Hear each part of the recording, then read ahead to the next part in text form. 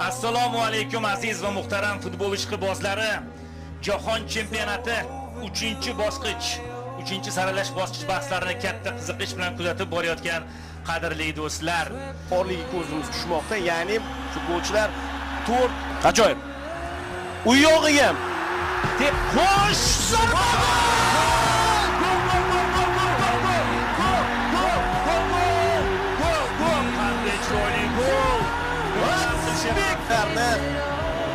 Istinot bo'sh.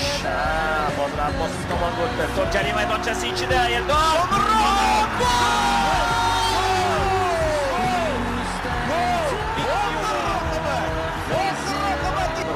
Hozir burchakda to'p o'yinga kiritilmoqda. Sergey!